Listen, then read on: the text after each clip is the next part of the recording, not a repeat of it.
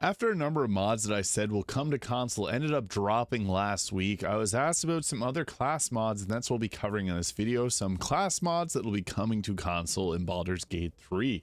So we got a few really great ones here that I thoroughly enjoy playing as and have been put forward for console release with no major red flags that they won't make their way to console.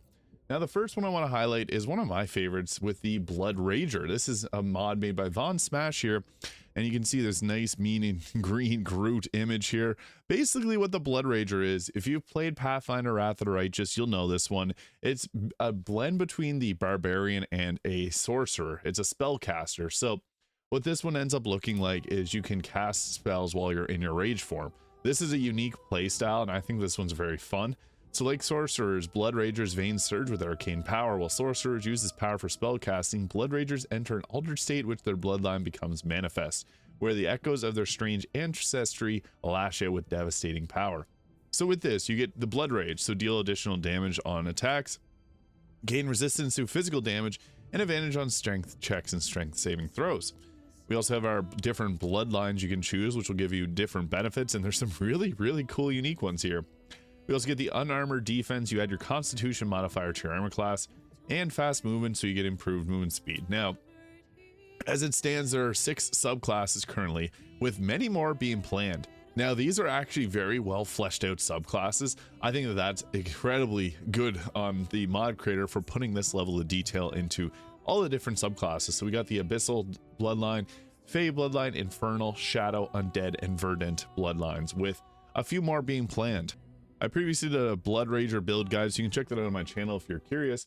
But there's some more bloodlines still in development: the Aberrant, the Arcane, Celestial, Draconic, Elemental, and Hagborn. Those all sound extremely exciting, so I can't wait to get my eyes on that. But I did do a Blood Rager build previously, so you can check that out if you want a bit more in depth. I'm going to show off the Verdant bloodline because this is currently my favorite one, as you've seen that mean and green image there. So with this one, you're infused with raw plant life. When you Blood Rage, your plant-like characteristics bolster your durability, granting some control over vegetation. So you have the Verdant Whip here. Your body acts as a ranged unarmed attack. On successful hit, targets will be damaged and pulled towards you based on your strength modifier. While you're rooted, the range is extended. And our unique benefit is being able to root ourselves. So whenever we root, we can basically increase our overall armor class and give ourselves different benefits and bonuses, which I'll show off here. So we get to choose our ability scores. And what we use for our spellcasting modifier is Charisma. So similar to the Sorcerer there. But I really like the Verdant bloodline, and I'll show you why. So as we level up, we get different benefits, but we can root ourselves and heal from this. So gain the ability to cast spells while Blood Raging at level 3. So here's where we get our spells, and we get the Insidious Root. So you root yourself while Blood Raging, your movement speed will reduce to 0, and you'll create an expanding network of entangling roots in a radius around your position. So basically you create difficult terrain around yourself, and you also get the Good Berry here, which can heal yourself, and we get a number of different spells that are very similar to the spells that the Sorcerer will get. In addition, this uses Mistress spells. I love when mod creators allow Mistress spells to have a bit of an interaction with their mods. Just goes further to make it a fun mod to play around with. So as we level up, we get ourselves a few different effects here, but I'll show you guys what this looks like. You do have to rage. You get the extra attack at level 5, and you get some good spells. You're not going to be the most powerful spellcaster. You're not going to be the most powerful melee attacker, but you kind of blend in between. And we also get a greater Blood Rage, so upon entering, you may apply the effects of a beneficial targeted spell, without expending an action or bonus action. This consumes a spell slot. So when you go into your rage, you can potentially trigger things like using Mirror Image, which will increase your armor class by 9 without having to use a spell slot or an action or bonus action. This is really cool. Our subclass features: Nature's Thorns. While Blood Raging, your body becomes covered in sharp thorns, and creatures that hit you take 3 to 8 piercing damage. Each creature you can only take damage this way once per round. You gain advantage on saving throws against entangled effects, and then you become immune at level 12. We also get ourselves Spike Growth, which is obviously a very powerful spell. And you can see here we can get things like the Mirror Image, which again we can potentially apply to ourselves whenever we Blood Rage. There's a bunch of different class passives here which are really cool. So you can Blood Rage, roll your die again using a reaction. Get the Savage Casting, adding Constitution modifier to spell attack rolls and save DC, and advantage on concentrations, which is huge. You can add a Strength modifier to intimidation checks.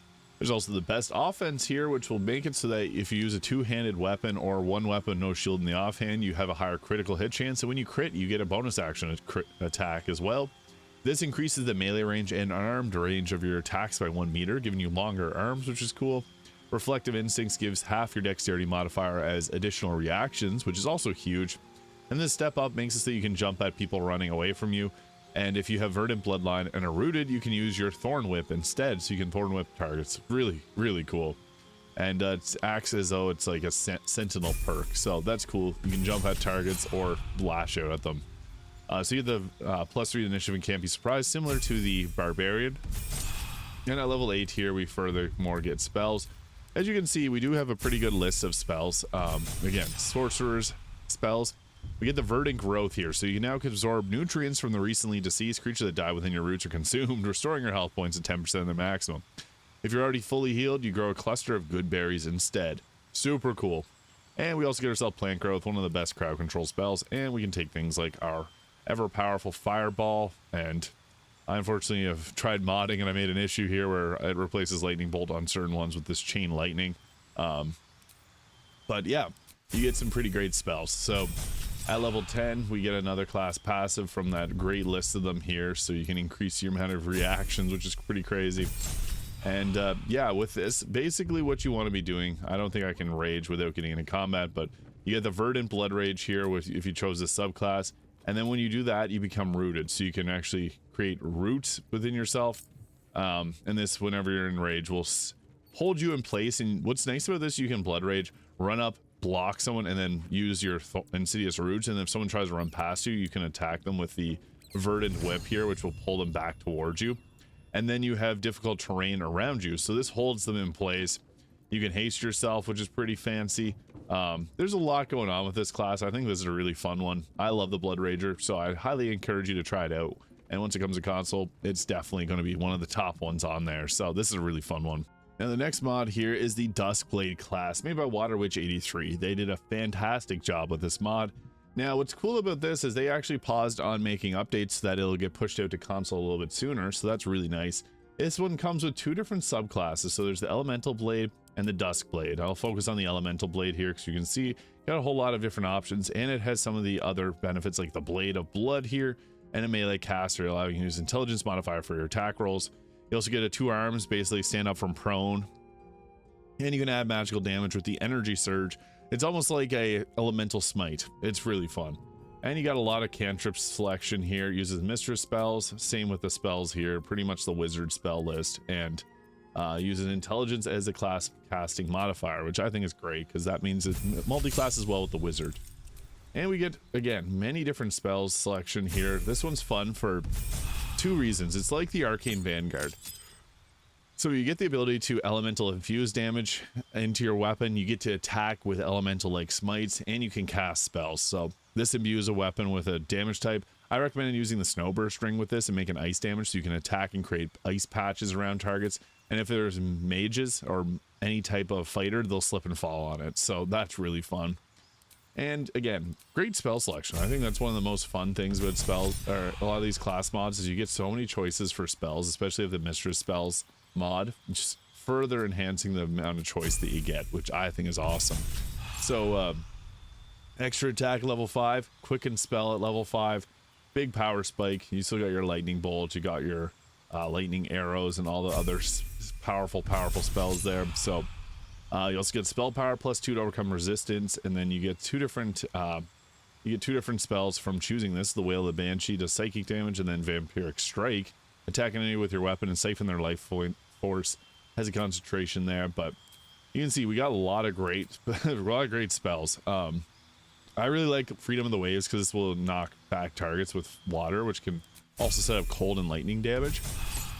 And you get a lot of passives here, so you can make it so that you ignore resistances to specific damage types, so fire being a really important one because there's a lot of fire resistances in the game. You can actually overcome cold and lightning resistances by creating water on a target, which makes them vulnerable to it. So that's another way you can go about doing that. But you can see we got a lot of spells here, and that's what I think is most fun about the Duskblade, is the sheer amount of options that you get with this class. So yeah, there's a lot to love with this one, so I highly encourage you to check this one out as well whenever it makes its way to console. Waterwitch 83 did a great job with this one. Next, we have ourselves the Wild Heart, which is a fun one because this is another class that's based off of something that's in other media with the Pathfinder Wrath of the Righteous, almost similar to the Sylvan Sorcerer. So this marries the Druid alongside the Sorcerer and gives you a bunch of different options. So you get, obviously, you get the summons, which is kind of the big point of this build, with the 4 different subclasses offering different ones. But you can see there, we got good selection for spells. It also has the Mistress spells connections. So it does have some that would be from the Sorcerer, some that would be from the Druid, giving us a nice choice there. And it also has, again, a healthy blend of Sorcerer and Druid spells here. But the subclass is the big one. So we got ourselves the ability with the Master of the Hounds, obviously, to summon in different types of dogs. So there's a dog or a wolf. And as you level up, these change. The Green Speaker gives us the option for a Blue Jay, Pixie, Creeping Vine, or a Wisp. With the Raven Song, obviously a Raven. And the Primal Lord gives you either a Spider, Gramishka, Owlbear Cub, or Alioramus, which is the dinosaur. So got some pretty cool choices there. So I'll just go with the Green Speaker to show off this with the Wisp. And a lot of cantrips, a lot of spells here. And what's nice about this is it has a summon to tank for you, so you could hypothetically use this as like a solo build if you wanted to. So that's kind of a cool part about this. But the big thing here is you get the sorcery points, and you can use that to kind of switch around and make spell slots if you wanted to. You also get yourself like the distance spell, twin spell, the sorcerer benefits. So that's awesome because I'm a big fan of sorcerer. It's my favorite class in the game, and getting all the extra benefits of that is nice. And then you also get yourself the quicken spell.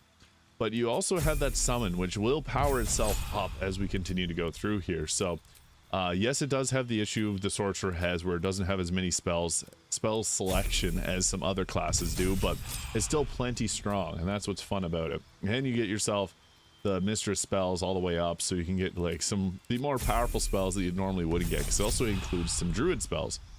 Now you get Nature's Invocation here, but this is going to be what buffs up your partners. So at level 6, we get a nice buff for them. And then you get to choose another one with a Woodwode, Eagle, Myconid, or Dryad companions. So these are really nice. I'll show you the Myconid here. And as we continue to gain levels, we get stronger and stronger companions. So that's one of the coolest parts about this. I think that this is a very well done mod. And same with this one. The mod creator hasn't updated this mod in a while because they're trying to get it out to console. The mod creator doesn't have any control over it going to console. That's in the hands of Larian with their testing. So it may not come as soon as you want it, but it will be coming eventually. I don't see any real red flags here. This is using a lot of the same benefits that other classes have. Now, level 11, you get the Nature Step, which basically allows nearby allies to go through difficult terrain without any issues and gain resistance to poison damage. You also get the Nature's Invocation level 3 to power them up even further. So pretty cool effects there. And then once we make our way to level 12, we get ourselves obviously some very powerful spells, but I'll show you what this looks like. So you can see you got the ring around you. This ring is similar to the, if you had the Dryad Woodwode companion, you can pop that down. It's going to be very similar. But we got ourselves our Myconid here, which I'll summon in. And it's a pretty funky little guy. So it's got the ability to do hallucination spores, make a creature run around, or it has got the Tin Mask spores, which can befuddle creatures. And it can also run up and punch, do an additional poison damage. It's actually a pretty strong companion. And that's before you even buff it up. So then we also have ourselves the Wisp, which I'll summon in right now, and then show you what it looks like all buffed up. So it's a little bit invisible, hard to see, but Wisp, you can allow your Wisp to be seen if you wanted to. So you do have to use that for that to appear. It has dancing lights too, which is nice. So you can lighten up an area if you need to.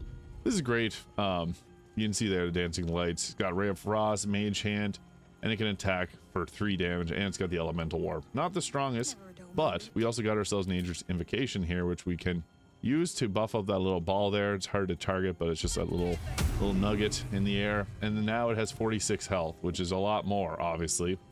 And then our little funky guy here. These are fun. I love the Myconids, so being able to get one is really enjoyable. And they can stealth around and stuff with you too. So if you wanted to, you could solo the game with this, because you get plenty of powerful spells, and you get 2 summons that can also help out. So that is really cool. Now, the last 3 mods, I think, would be some of the ones that would come the soonest. It's hard to say, though. So I got ourselves the Favored Soul, the Kanala, which was one of the first mods in the mod manager. It has not been updated in 78 days, first released September 9th. and the Blood King, which was recently updated, but it was first launched early in September, around the time of the Godslayer, which was a very popular mod that just hit console. So the Blood King here is an interesting one. I'm not too sure if it'll make its way to console, but I think it should. It just may not be the most popular one. It does have 45,000 downloads, so it's a decent bit. But what's cool about this is you get blood points to be able to power yourself up, and you get the blood recovery there, which you can use, replenish your blood points, and you basically heal yourself and continue attacking with that. You get some cool attacks that add necrotic damage, like a form of a smite, and the blood attack ranged. You can also do a blood engraving, transforms all weapon damage into necrotic. And what's fun about this is you get some you got some cool different effects that you can go through. It does have as you level up, you get like a fighting style. You get to choose your ability scores, obviously, but as you level up, you do get some different effects here. So you get the Unwielding Blood. Your armor class decreased by 2 when your health points below 50%. Your attack rolls gain disadvantage. When your health is above 50%, you gain advantage. So this is a cool one because you want to obviously stay above health, 50% health. So this adds a bit of a risky. Whenever you lose health, you get your armor class knocked down and lose accuracy. So some cool benefits. When you kill an enemy, you get 20% of your health, and you have to be not wearing armor to get these benefits. And then the Flesh Bast. So whenever you take damage from a creature, deal necrotic damage. Your maximum health point divided by 8 to your attacker. No effect while wearing armor. So some cool effects here with the Blood King. Not entirely sure if this will end up making its way. I think it should eventually, but it's really hard to say when and if it will. We also got ourselves the Favored Soul. Now this is an interesting one. What's cool about this is it's kind of like a paladin mixed with a cleric. Now I did do a build for the Favored Soul, so I'll just link that in the description of this video. So if you want to check this one out in further detail, you can just watch that video, because I went through the full build and showed it off in combat, so you can get an idea of what it can do. And then we also have the Kanala, which is another interesting one. With the Kanala, you get a bunch of different spells. It's kind of like a mixture of a fighter, not a fighter, but like it's a martial class with some magical attacks. You get some different effects here, but I've also done a build guide on this one, which I'll also link in the description. So if you want to see this one in further detail, this is a cool looking one though, by Ace NM5. It uses the sorcerer for its dialogue. I hope to see this one on console, because this was also released September 9th on console, so it's a pretty old one as well. But those are some of the mods that I think will be hopefully coming soon to console in Baldur's Gate 3. Let me know your thoughts in the comments. Hit the subscribe button below if you haven't already, and I'll see you all in the next video.